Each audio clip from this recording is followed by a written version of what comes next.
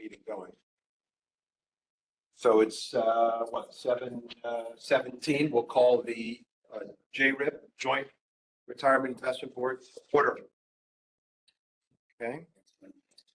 So now, oh wait, so we have to do this whole thing again, right? Okay.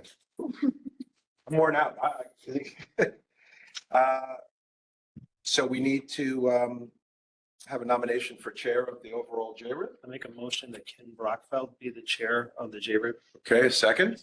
Second from Nick Leeper. Any comments, questions, concerns from either the public or I'm sorry, or additional nominations? Thank you.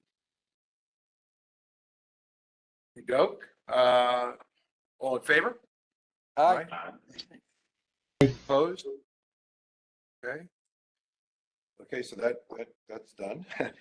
Vice Chair for the JRIP. I'll nominate Tom Collmore. Second From Mr. Caliper. Any comments, questions, concerns, other nominations? Okay, all in favor? Aye. Aye. Opposed? Aye. Thank you. Opposed, abstentions? Okay. Bobby, can everybody hear? Okay, I'm just concerned. I don't know how good this speaker is. Everybody's good? Okay, Very thank good. you. Very And secretary, I would nominate Eric Newman to be secretary of the JRIP. Second. Second from Mr. Caliper. All in favor? I'm sorry, back. Any concerns, questions, other nominations, blah, blah, blah? No. All in favor? Aye. Aye. Aye. Okay. Abstentions? Great. Okay.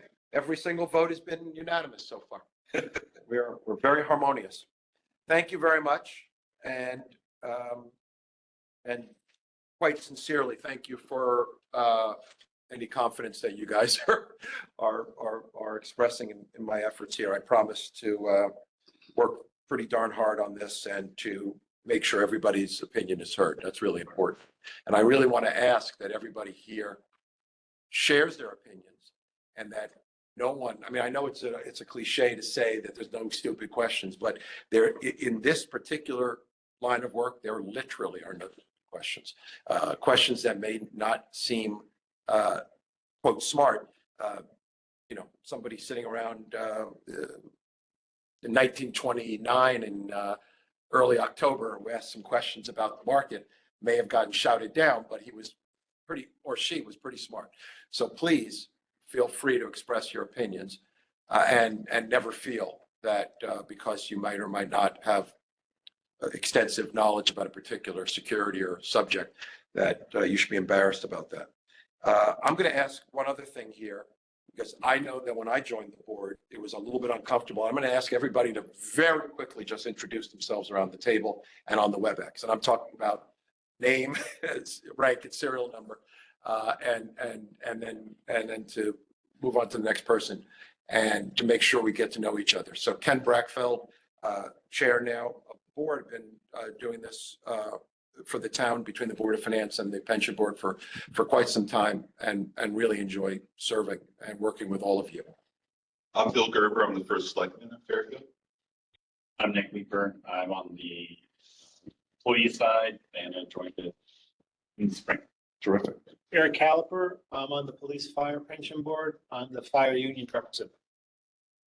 George, please. I just joined the employee board. Why don't we continue here and then we'll go to the screen.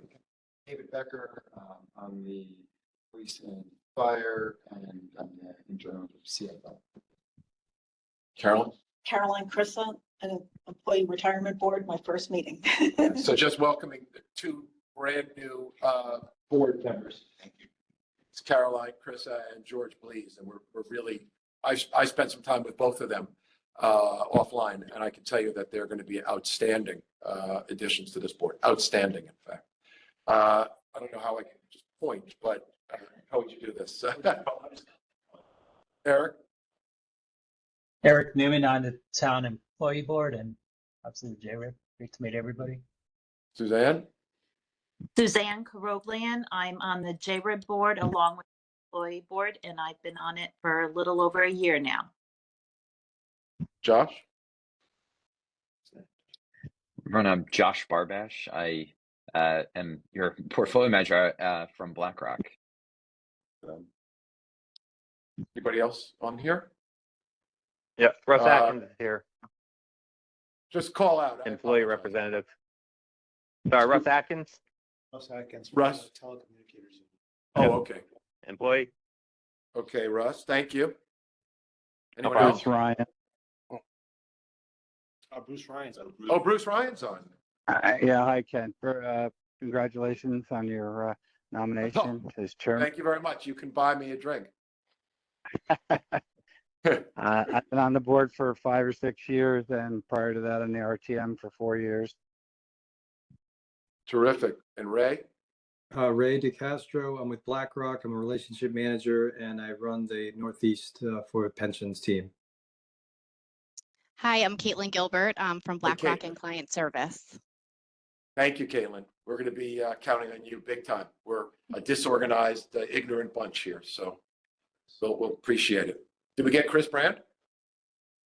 Chris Brand, BOE side, on the employee board, and been on it 5 or 6 years now, maybe a little more. It's been a while. Well, thank you for your service. Did we catch everybody? Okay.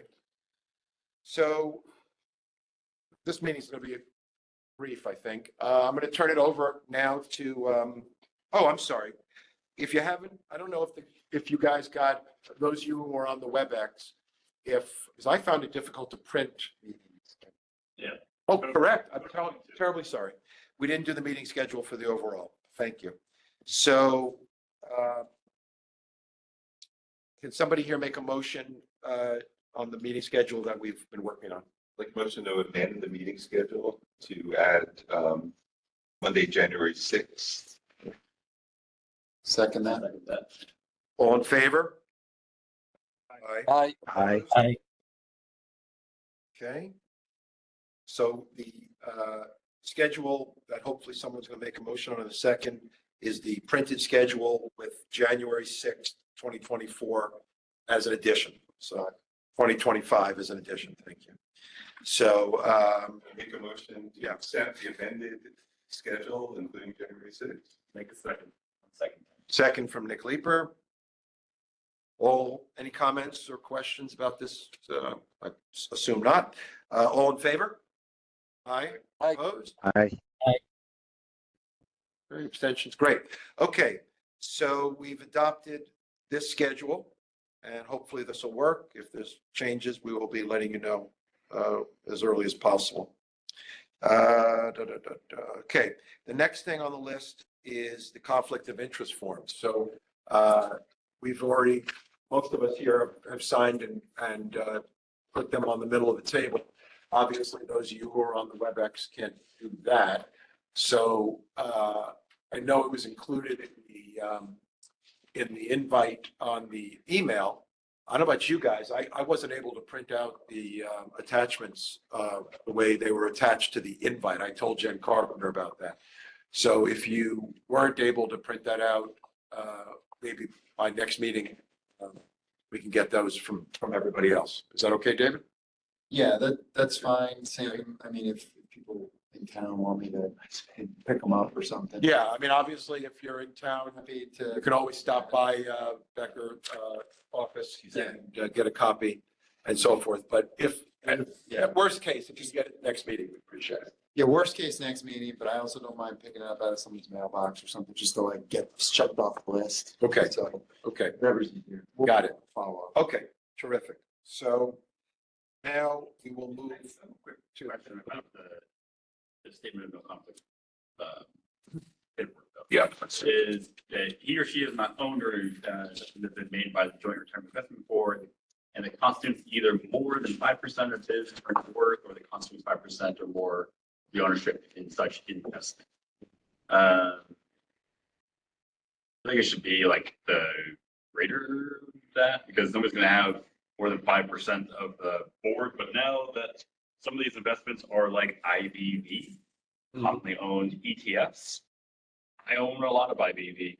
And Oh, you mean you could have more than 5% of your, you could. yeah, I mean, Right, you own S&P right. 500 Right. of IBV, you're going to own. No, that's a great point. Well, we don't own any Oh, yes, that's right, because we went back to the, right, We own IVV, we own a lot of ETFs. And, right. you know, even if you just look at how much. I feel No, no, like it's- I want to change that. because Right. How would we, let's think about that out loud for a second. Yeah. So you're making a great point. Let's use SPY to make it very simple, right? Actually, common. So Index. a common index fund that's available to both institutions and individuals. Josh, do you have an opinion on, Nick's making an excellent point here, which is that, it's funny talking to you on the screen. You may own an ETF in the fund, right?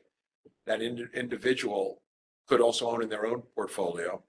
And it wouldn't be outrageous for someone to have 8% of their portfolio in IVV or SPY or whatever. Yeah, like half of my brokerage account. Right. Is an IVV. Right.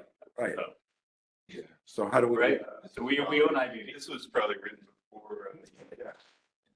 Right, so I think. It's an excellent. Rethink that language. Yeah, I would say I feel like the intent You is know, it's more like- of ownership of a specific company. I understand Uh, that. Yeah, but Yes. So the yeah, I was wording, gonna add, the compliance at BlackRock is like the broader the fund or the ETF, the less concern there is in terms of having a conflict there. Right. Yes. Because there's so many securities in the I understand that's fully diversified, but we should, No, he's raising, we have to fix it. yeah, we've got to carve Yeah. that out because the way that it stands, I can't turn this in. Right. An investment, And, so it would be, and an ETF is an investment, even though it's Right. broad-based. If you want to make it something very specific where it's, you know, Right. an individual company or some. Of the underlying investment or something. like Yeah, that. we could like carve out broad-based Right. indices, something like that. so David, would you prefer that he cross that out and sign and hand it in? Or do you want to? No, I think he brings up a fair point. And we should, No, it's a great point. so, I think there's an attorney that HR uses on pension matters. I Okay. think that they could. yeah, we have reach out to specifically on. Just needs to. No, it's a good point. recommend. So- Seek his guidance. Megan, oh, she's gone. No, she's, yeah. Who, you? That's a. Okay, so a lot of us signed and admittedly, we've been thinking through. Do you think we should pull them back for now, or do you think we should? I don't think personally. Yeah, Nick brought up a Probably point that I'm a heavy- probably caused it to be rewritten, so I would just pull it back. Okay, guys, we're gonna all hold on to our conflict forms until we can, it's a very simple fix, it just has to be rewritten. Right? Just phrase it so it's excluding broad-based, Yeah. And typically you'll have an exclusion if you haven't managed to. Yeah. Not making any investment Right, decisions. right, okay. So I'm sorry, again, I apologize because it's so weird with the screen. Is everybody understanding what we're dealing with here and trying to just clean up on a very, very technical basis? Okay, I'm taking nods and I don't see, some of you guys I don't see. Chris, you're okay with that and so forth? Okay. Okay, so let's pull back our conflict forms and we'll hear from Mr. Becker at the next meeting, probably, or maybe sooner. You might fix it and then resend it out to people. Yeah, okay. Okay, well, that's good. Thank you, by the way, Nick. It's a great point. Can we now move on to Mr. Josh and a report on our October? yeah, thanks, Ken. And we'll keep this relatively brief and I'll give you and pepper in some commentary about November and where the portfolio stands as of the end of November. Given the pre-November 30th deadline for these materials, we only have October 31st data in the material. It was a tough month, October, leading into the election. Certainly a lot of risk-off sentiment around uncertainty around the election. Stronger US dollar led to some weak returns internationally, especially in the EM space.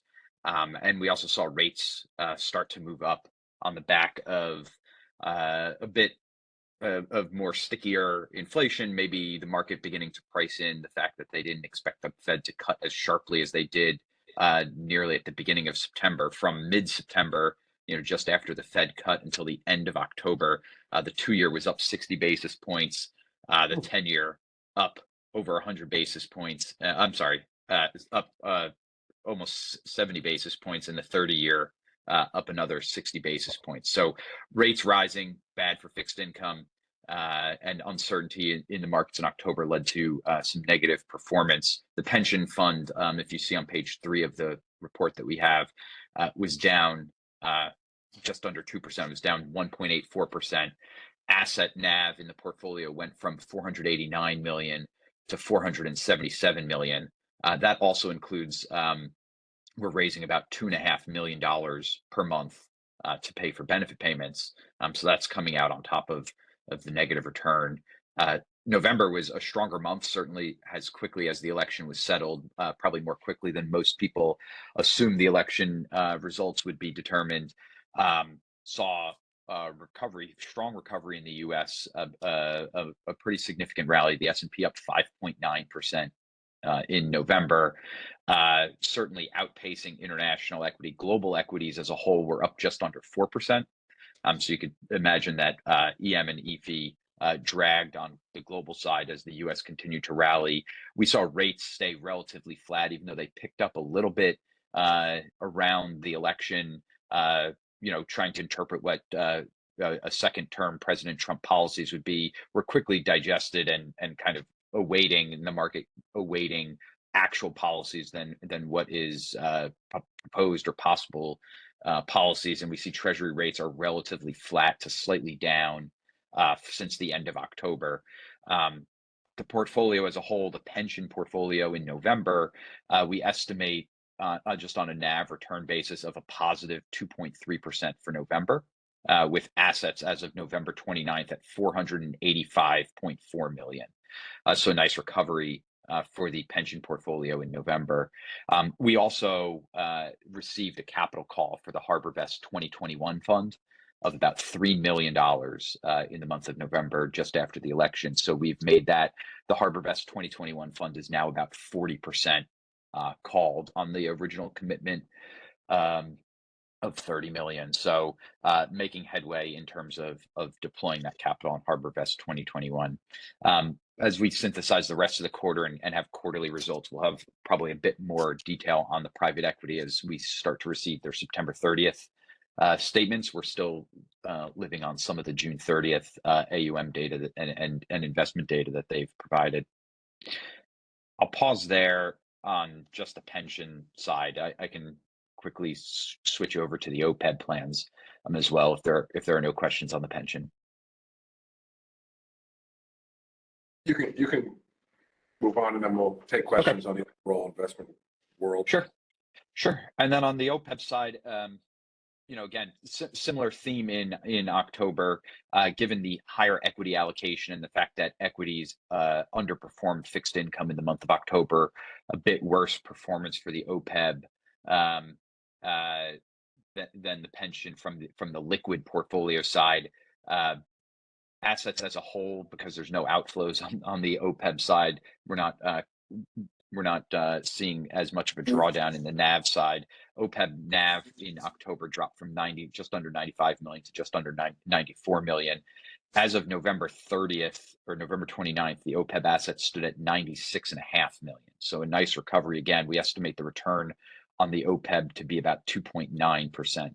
Again, the big equity rally and the fact that the liquid portfolio is more heavily allocated to equities in the OPEB, taking advantage of that tailwind of equity rally in November. In terms of capital calls here, again, the OPEB is only allocated in the private equity side to the HarborVest funds. So we did have that same 2021 call. It was about 400,000 each for the police and fire and the town OPEBs, bringing a grand total of an $800,000 capital call for the 2021 OPEB. That puts you at about 3.2 million called out of an original commitment of 8 million for the OPEB. So again, just a bit over 40% total called for the fund as it's making progress in deploying that capital. I guess I'll pause there in terms of the update of where the fund sits and some of the performance, if there's any questions that you might have. So basically, if you went to sleep a month before the election and then you woke up a month after the election, the markets are smidge better, but not much change. Yeah, and I think the market sentiment is, pretty much, as I said, October being that risk off month as there was uncertainty around the election, right? I think betting markets and most prediction markets had it as basically a coin toss. And so there was just more of a risk off, wait and see what the results would be, and then continue the rally. Economic data has continued to come in strong in the US side. Inflation, moderating, but still not down all the way to Fed target. We're getting very positive sounding comments from the Fed. We had a rate cut in November. The expectation is for likely there to be another rate cut next week. And that's, again, all been priced in and filled into market expectations. And so there hasn't been much of a negative surprise. And so the markets continue to rally on the backs of really just strong outlooks for the US economy and strong outlooks for US based equities. Okay. Does anybody have any questions for Josh on the world of high finance? I have one just in general, comparing these returns, whether it's a month or quarter. How often do you compare for us versus a benchmark of these funds, the like? So we can see whether they're over or underperforming, general benchmarks in arenas. Yeah, so we generally have our full quarterly reports for you that include benchmarks for all of your individual asset classes, as well as the underlying holdings within the portfolio. We typically don't produce that on a monthly basis, though we can poll the performance, especially on the liquid side. On the private market side, we tend to only get updated asset values from the managers on a quarterly basis. So especially intra-quarter, you're not going to see much change. And so benchmarking the total portfolio intra-quarter, you're better just seeing, the performance of the liquid portfolio, given that the NAVs of the private markets tend to stay fixed kind of in a September 30th to October 31st basis. We don't get monthly data from the private equity managers. Thanks. George, are you implying that you would prefer to see? I mean, more often you see benchmark comparisons, the better off you are, I might. But No, I was just gonna say, back historically, we used to have monthly meetings and we did get reported out monthly data. And it shifted to quarterly and now, every other month. So it's definitely something. And we can't get estimates?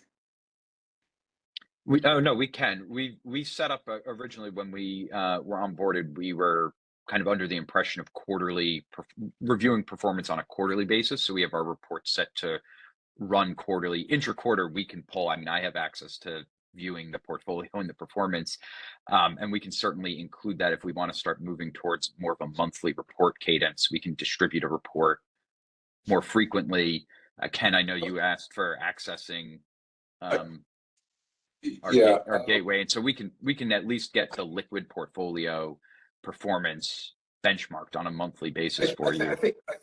I think we have two different topics being cross-talked here a little bit, or cross-discussed. Correct me if I'm wrong.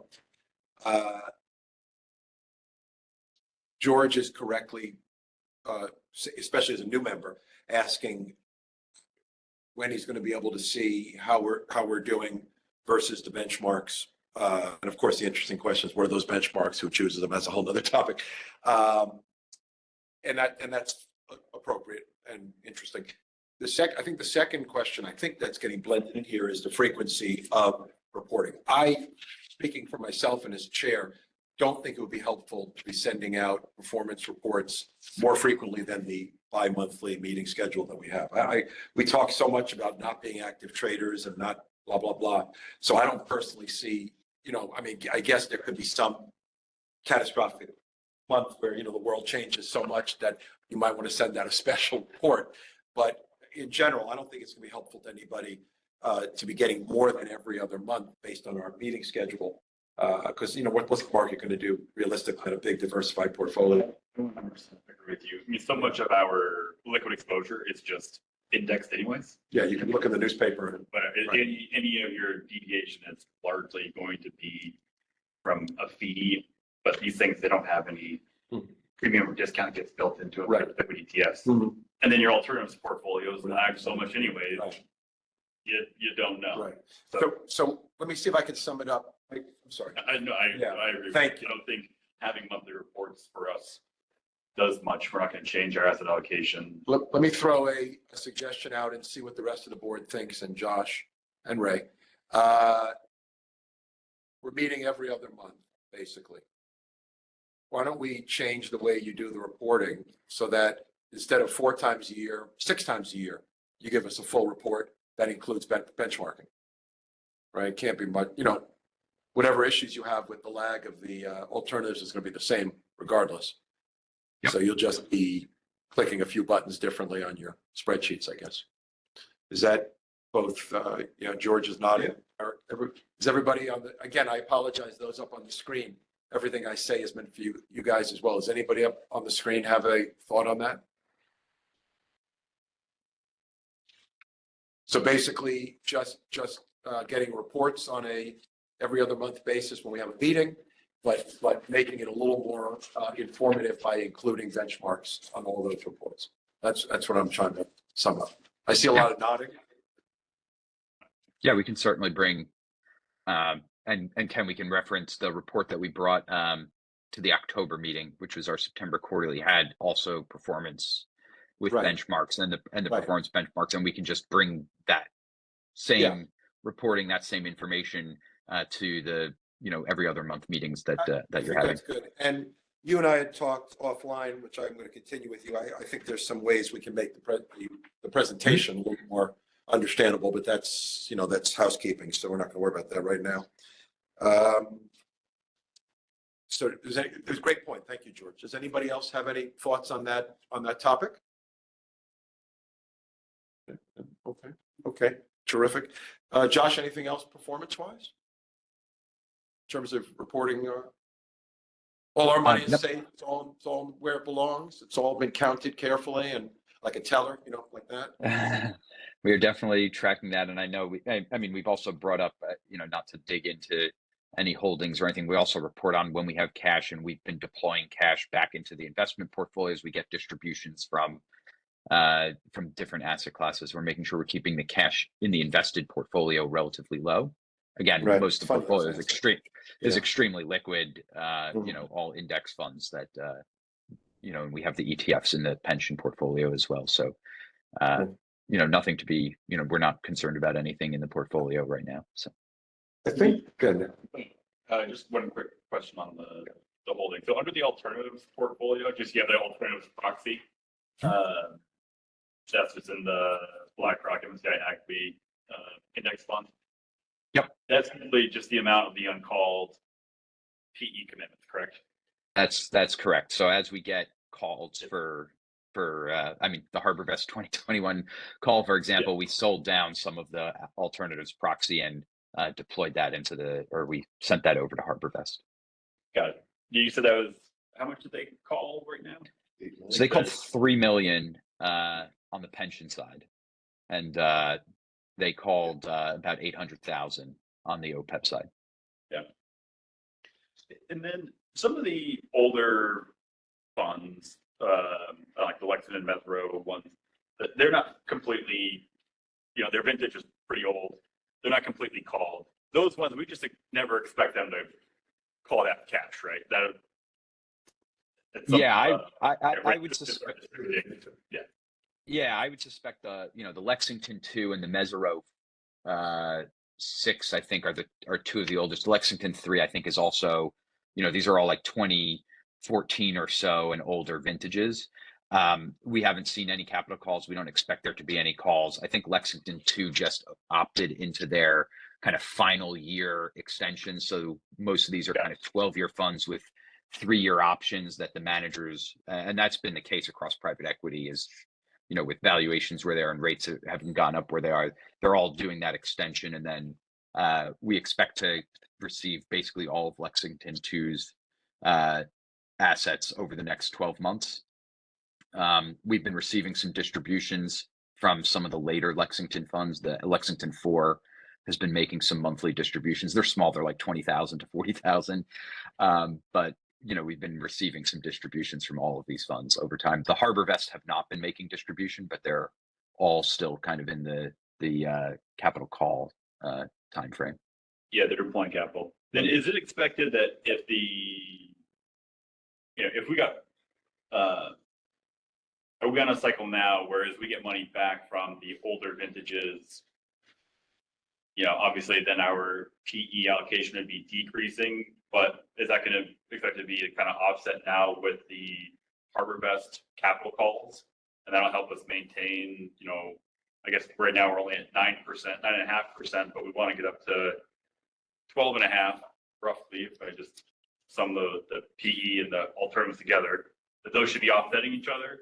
And then is there a point at which we need to look at the part one? And then is there a point where we need to look at new funds to make sure that we are going to be deploying capital and maintaining our private equity commitments? Allocation. So I'll take them in order there. Yes, you're right on. As you get capital called and we make those capital calls, there's a bit of an overcommitment potentially with the Harbor Vest allocations. Your target is 10%. You have a wide range in your IPS, but you're right. You'll get up to somewhere around 12 or 13%, depending on timing of the distribution of some of the other legacy and older vintage PE funds there. Our intention for kind of the answer to part two is to bring our private equity team at either the February or April meeting. We can run a pacing study to help plot out, will there need to be commitments, the size of those types of commitments, like when you would expect to need to make future commitments to maintain that 10% target to private equity that you have in both the OPEB and the pension funds.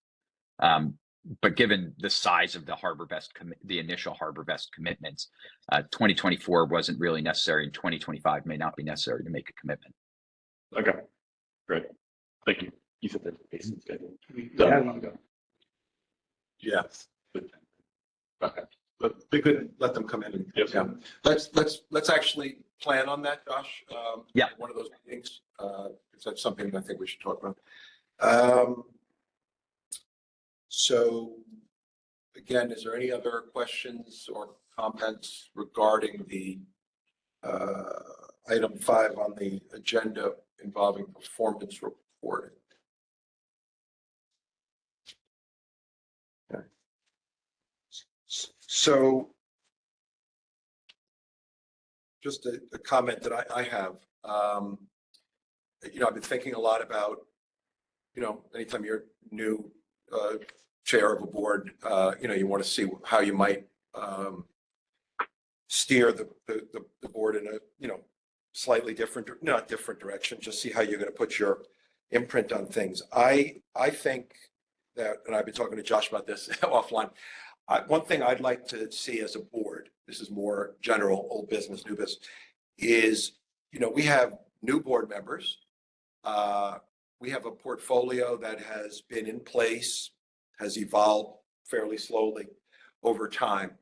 And by no means am I about to recommend that we sell everything to cash and start from scratch.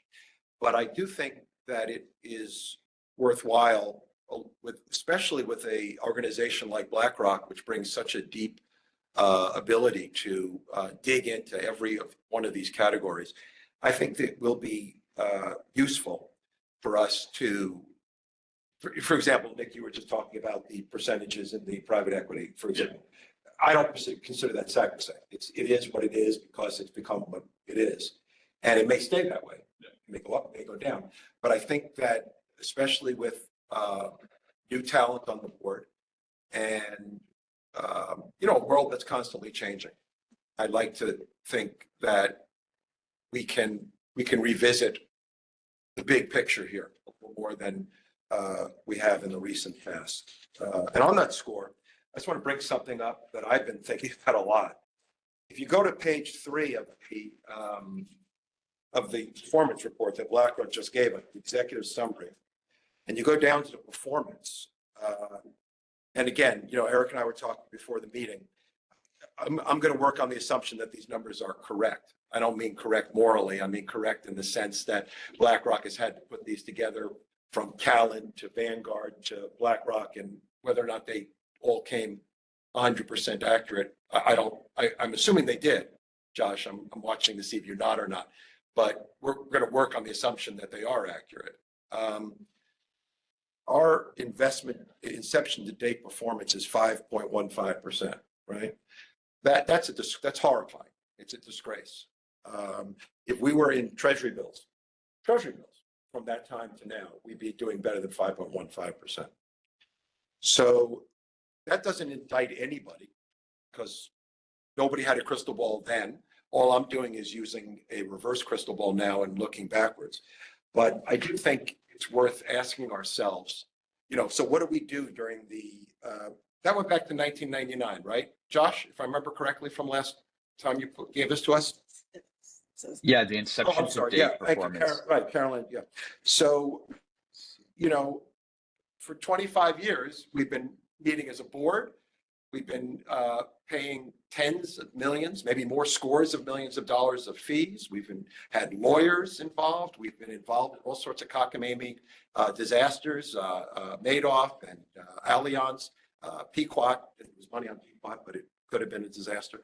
And again, not because anybody did anything wrong, but all of that work and all of that expense produced a 5% return in a period of time where a monkey closing their eyes would have done better than a 5% return.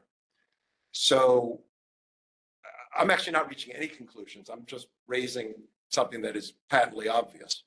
And I think it requires us to ask ourselves some questions about how we want to manage this fund, right? I'm just talking about complexity, fees, all the complicated and high fee investments that most pension funds invest in, by the way. But personally, I don't think it's acceptable for us to do things because other people do. We might do things that other people do, but I don't think anybody here thinks we should do something because other people do it. And again, I'm actually reaching no conclusions of any sort. I'm trying to stimulate a conversation. And I think that, again, BlackRock is a blessing on this because no firm, as far as I know, has a deeper ability to dig in and explain to us why you might or might not want to be in these categories. And may I point out, there's probably categories that are not on our list of choices here that we're not considering for some reason, whatever it is, timber, I don't know. And why aren't we exploring that? So I don't know. I've said enough already on this. I'm really talking out loud here. I have no conclusion whatsoever at this point. But I do think, again, I'm sorry, Dave, it's unacceptable to have a 5.15 return over 25 years in the greatest investment boom in the history of mankind. No period of time has ever returned what we've had over the last 25 or 40 years from 1982. So, but Yeah. your question, though. No. You were gonna say something about it. Well, I mean, Just trying to stimulate a discussion here. but yeah, I mean, and just to some degree, I generally at face value agree. And you and I are quite aligned on things. So at face value, what I would like to see to that point that we won't have today, but would be some better understandings of going back and some comparative. So to your point, I mean, Monkey could simply put it Yep. into an S&P index fund and have generated a higher. You're ahead of me already. Yeah. Right off the bat. However, if they put it in that fund and it went down 20% in one of the years, our ADAC funding, even smooth, would have been problematic. So you're asking about volatility. So the volatility Yeah. piece, I'd be curious to see what Mhm. what the volatility looked like, because we may be giving up some return to cut out some of the volatility. Mhm. I do remember some of the dark days of the Great Recession that experienced a lot of volatility. A lot of that was tied to the Madoff piece. Took some of that out and we said the way we're doing it right now, if that same scenario, I guess the question is, maybe we're giving up something, but because we are. We should quantify a that. Steady municipality, that it's helpful, but I think we need to see some more data. Yeah, absolutely. Yeah, this is where the benchmarking issue comes up is, okay, what did our benchmark do over that time? Or what was like I guess, what was here, like our actuarial super return? And then, as you mentioned, it'd be interesting to go back in its history and find out what are those left tail events? Are there a handful of left tail events that cause this, you need the benchmark first, but how does it actually compare to a benchmark? If it is significantly lower, are there left tail events that cause that? What led to those left tail events? Was it, being invested in Madoff or in Allianz? Was it like two manager choices that were god awful that led to that? We should,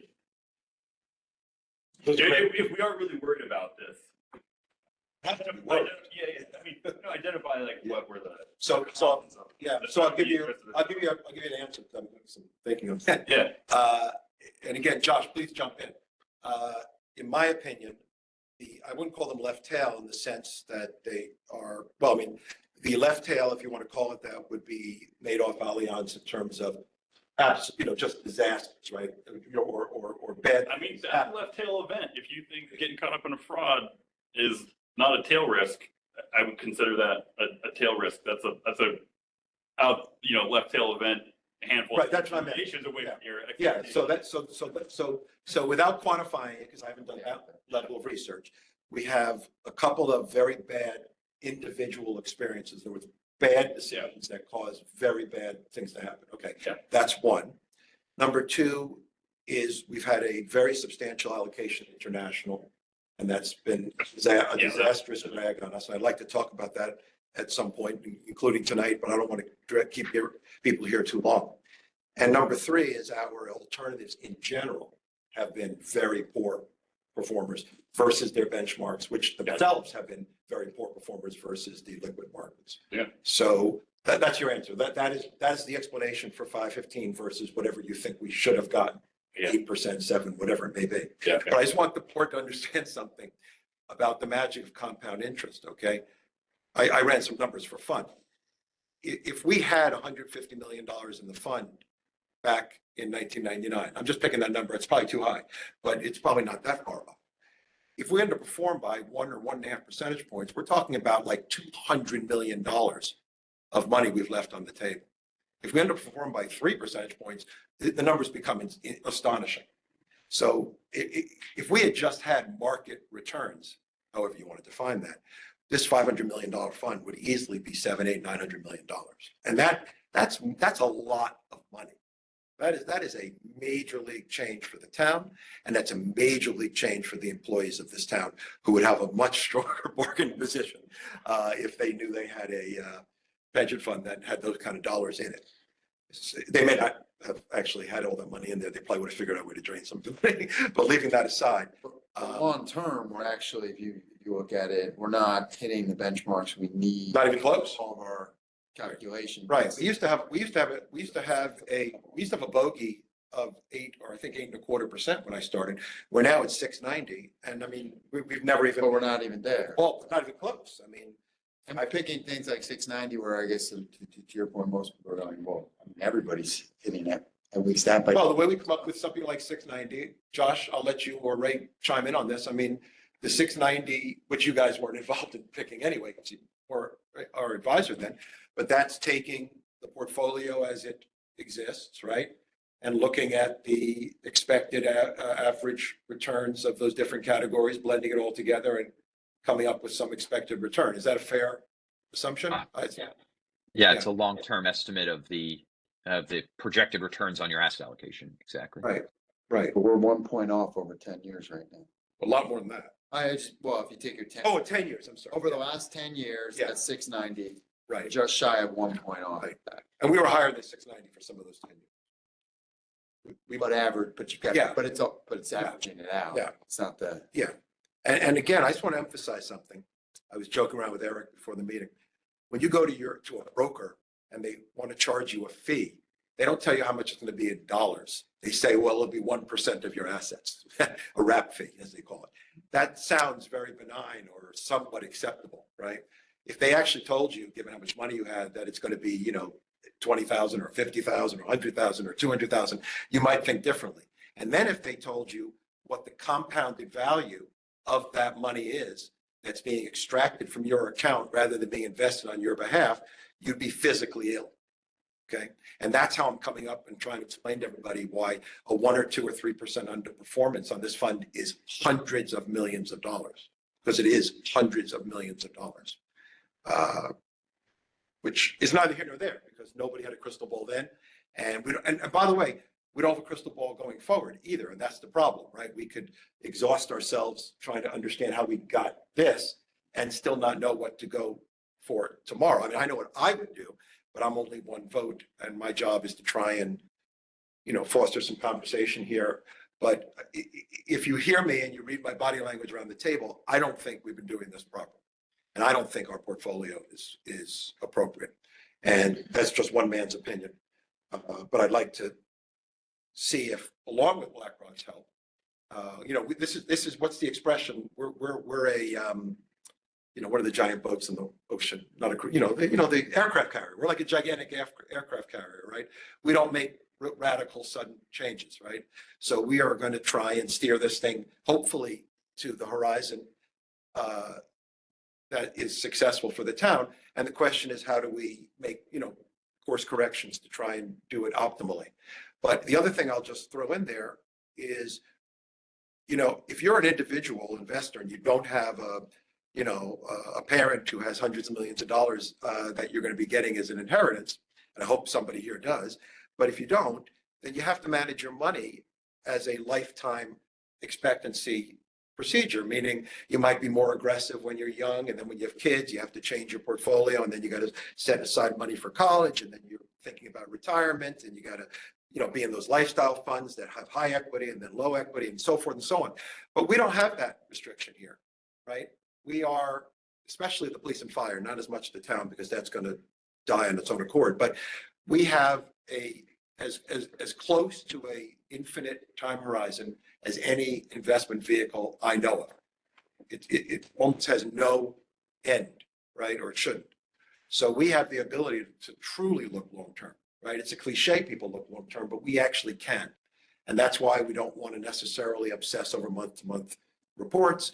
And we want to make changes when they, after really thinking them through carefully, because we're not going to make constant changes here. We're going to make occasional, rarely big changes, and most of the time course corrections.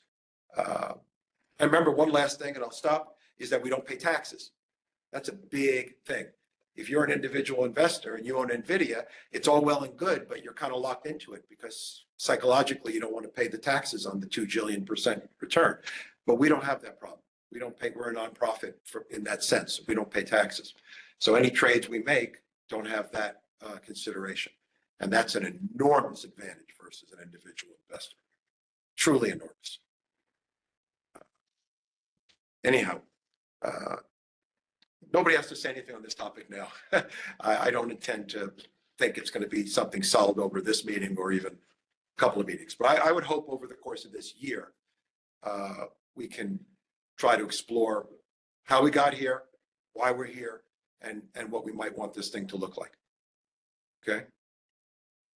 And Ken, we're, coming from, my seat here, and obviously we've been having some conversations over the last couple of weeks, and, we're obviously going to help support any, all of the analysis and bring to you what our best thinking is, how we go about trying to meet the investment objectives, what makes sense for investors like the JRIB versus your individual investor. You're bringing up important points that, an institutional investor doesn't necessarily have to think the same way as an individual who wants to think about accumulation and then decumulation. This is building a pot to meet specific liabilities. And how do we go about making sure that there's the growth, and how do you manage that volatility? And you're absolutely right on, the importance of the ADAC. You have to also take into account how the town is thinking about having to contribute and work through that volatility. And so, I think it would be a good idea at some of the upcoming meetings that we have, whether it's, hey, let's take this meeting to review what is some of the causes that has led to some of the performance drag. Is it, as Nick brought up, is it some of the manager selection? Is it some of the alternative managers? Is it just asset allocation maybe didn't align with what ended up happening, which it's hard to have that crystal ball. Certainly looking back the last 15 years, you should have been 100% US equity or much more heavily allocated US equity, but that might not be the case going forward. So just thinking about this in the right risk lens as well for the town, for the committee. And over, the course of several meetings, come up with a couple of different educational topics on, what is the approach, what has happened, how should you be thinking about making small tweaks or, bigger changes to the portfolio as they come about, and then aligning it with the IPS. Can I ask you, here's a thought. Next meeting is Milliman. That's going to be a very busy meeting. For those who haven't done the experience study meeting, it's, it's pretty, intense is the wrong word, but it's important and there's a lot of information that's probably going to take up the whole meeting for sure. The February meeting, can we ask you as an assignment, maybe to do what you just mentioned, something specific? Let's not get too global. Can you maybe come to us with a report of some sort, explain to us how we got here? The best efforts that you can make at answering Nick's question, or the real question he started with, which was, how did we end up with 5% return or 5.90 over 10 years in an environment when, markets were so explosive and made so much more, so we can understand the sources. I think I answered you. I think I know what the answers are, but I'd rather hear it from a real research, not just back of the envelope. And see some numbers. I mean, you have a pretty good sense just based off of your 18% in the last year compared to markets, right? And if we're sensitive to volatility, Yeah. if we are, That's a fair question. and if we are sensitive to volatility, how that factors into what our history has been. Absolutely. Because if we're doing a trade-off against, That's with volatility against return, we have to understand that, because that'll help, really will drive No question. changes. That's correct. I mean, we see that we're up And I would- 18% for the last year, and people have S&P 500 in their head that's up, almost 28% This year year. to date, Right. total return right now. But that's not our bogey. No. That's not what we're trying to hit. So even that, like up 18%, okay, bonds have done much this year, right? We've had rates going up. That's fine. International's getting whacked because, stronger US dollar, like, yeah. But I think my point, and again, it's hard because when you go back and you think of some of the worst years we had those, those issues being the biggest ones. So it's hard to say, well, in the Great Recession, did we actually fare better, than, because we had all these other factors that kind of screwed up the fact that maybe we would have fared better. So we end up, less stable. But I think there are ways to sort of, to I think if we, test out what we have now. I think and say, Josh can bring us some real numbers that will help explain. And like anything else, you can't make good decisions going forward without understanding how you've got where you are. And not looking to rush anything, but I do think we owe it to ourselves and to the town to not just accept we are where we are, the portfolio is what it is, because it is. That in of itself is not acceptable. I guess, yeah. If you could, if we could maybe see some data, maybe some amount of modeling. No, these guys, within they're the on it. next month, No problem. The next two, but games out, like S&P drops 20% next year. Do we find, and everyone's looking at us and going, whoa, but you're,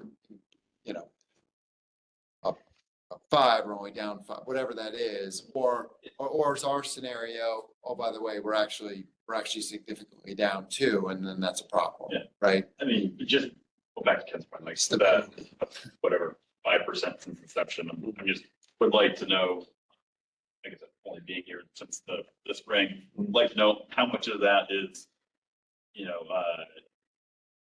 from systematic risk of like our asset allocation versus like this idiosyncratic manager selection type stuff. Oh, okay. That type of- Right, so there's three components, I think what you're saying. You have the complete outlier, the Madoff, the Yeah. Allianz. Yeah. Then you have the crappy manager selection component, and then you have the allocation. Like if we just would have Right. like, you know, indexed everything to our benchmark, like what was our benchmark over this time? Right. You know, and then Well, hopefully the answer is the ADEC. I mean, it is the discount rate. If, hopefully, right. Okay, I don't want to, the whole idea tonight, not to be too long. I think everybody gets the point. No, it's no problem. I'm looking, the one has to be shut up is me. BlackRock can bring us in February, and I'll be talking to Josh quite a bit in the interim, and we'll get some good numbers for everybody, and then we'll go forward from there. I'd like to bring up one more thing. I'm sorry, is there anything else on this topic? Okay. Eric Caliper has brought something up that I think needs to at least be addressed. For those of you who were at the meeting, either the one last meeting, one before, we have a company, waiting for a second. Pomerantz? Sorry? Pomerantz? Pomerantz, thank you. Pomerantz, I don't know if they're a law firm or whatever they are. And their job is to monitor our portfolios and to alert us when there is, sorry? Okay, alert us when there's a, you know, like you get those letters in the mail that there's a class action suit or whatever, and you're entitled to X, Y, or Z. So, and they do this and no ongoing charge to us. I assume they get a cut of the action if they help us recover some money. Eric had properly brought up that we've been with this group for quite a while.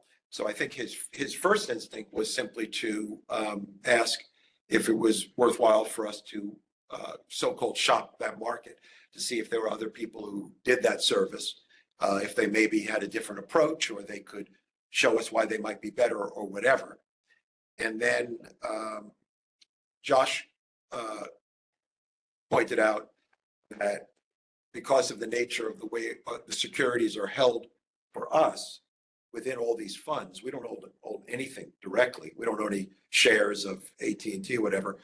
It may not be even likely that they're able to do that for us because each of these fund managers, whether it's an ETF or a private equity or anything in between, one of their jobs would be to be monitoring and capturing that money. I would hope they would. So, Josh, I'll throw it to you.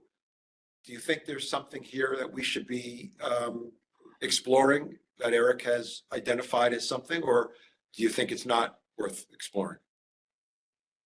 Yeah, I mean, I think you hit one of the main points that these firms do is they, you know, sue individual companies on, and, you know, I was looking through Scott and Scott is one of the alternatives that is kind of presented themselves, and they sue a lot on, you know, excessive executive compensation and, you know, a company breaching their fiduciary duty to their shareholders. But to your point, you don't own the individual securities. You're not owning I mean, you own shares of these of the companies, but it's through index funds.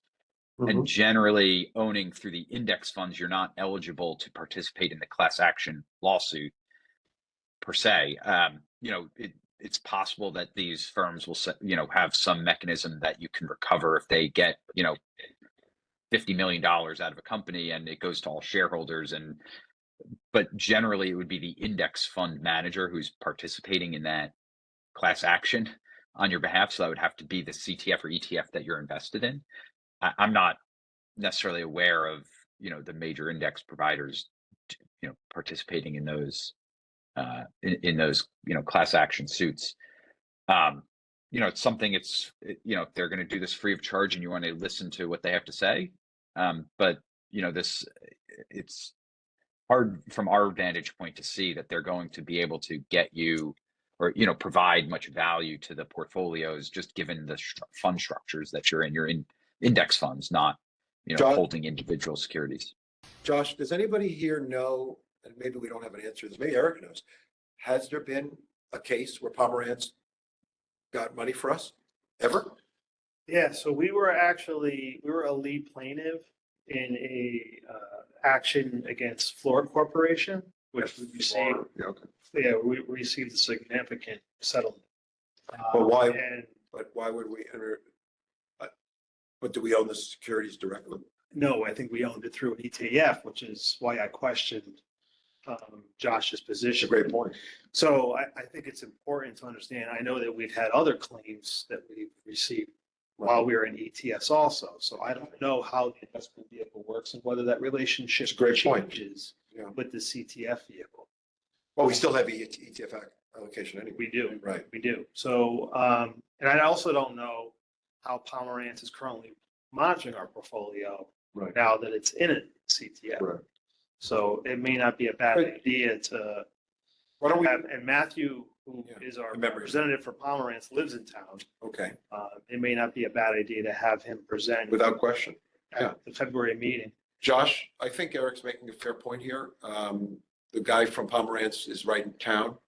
And with the CTF as one of our new options, none of us understand it anyway. And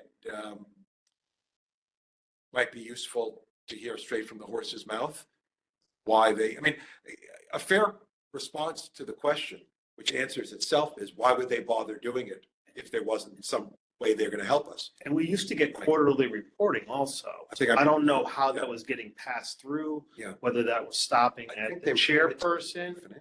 So, well, they would come to us. Right. So sometimes I would get some, sometimes I wouldn't. Right. So So why don't we plan to have Matthew from Pomerantz here, in maybe February, maybe April, but one of the next few meetings. Why don't we do February? January, we know is booked up. February, you're going to bring us some data, but that shouldn't take up the whole meeting. Maybe we could get Matt from Pomerantz to come in and give us a little 20-minute, never lasts that long. Yeah. education. Pep talk about what it is they're doing and why it may or may not make sense to continue having them. Caroline, do you have any opinion on this? It's probably something you know a little bit about. A little bit, but Yeah. I want to look them up and I want Right. to see, Yeah. because typically it's the. Well, I originally raised the issue because we've had Pomerantz for a long time and we'd be doing our due diligence to kind of shop around and see if there's other providers out there that can do a better job Mhm. or the same or whatever. So that's where it kind of came up. Then we started the discussion and then we started talking about the changing in investment vehicles. And that raised another issue. So Yeah. Okay, so I've got listed here, see if we can get Pomerantz. Do you have a relationship with him? Do you want to make that? yeah, email. Yeah, Sorry? I have an email. Eric, is it okay if Eric makes a contact with him and sees if he's available or that's fine? Is that okay with you, Josh? Yeah, just, in the February also, we'll also have, we'll do our performance, but we could consolidate we could go Yeah. quickly through all of that and still save some time for Pomerantz. Okay, let's have that. Eric will send an email to me and copy you and we'll figure it out. Okay, great, terrific. I see Okay, no reason- on another point, I Yeah, got go ahead. another point. Sometimes you have multiple law firms that do securities litigation. While we currently have one, you can have multiple of them. They're all looking at it very differently. While one says, okay, there might be an issue with this particular company security, another one might not pick it up. So, and at that point, they're all doing the screening and one might be raised from one firm, might not be any other. So, and since it costs nothing unless you get farther along when there is litigation, that's when obviously you bring in the lawyers at that point and it's much more bigger situation. So Right, So that's you're exactly not another, confined to one and you don't have to eliminate one to add others. right, that there could be an opportunity to have multiple law firms monitoring our Right. portfolio. right. They all kind of work together anyway. Right, on a class, right, okay. But why don't we keep it a little manageable, start with Pomerantz, because we know them, and he's a nice guy. Yep. And then we can go from there. Okay. So does anybody here have anything that they'd like to throw to the table for new business? Okay. Let's see. I don't have anything additional. I'd be willing to ask for a motion to adjourn. Nick? Second, please. Second. Dave Becker, all in favor? Aye. Aye. Against?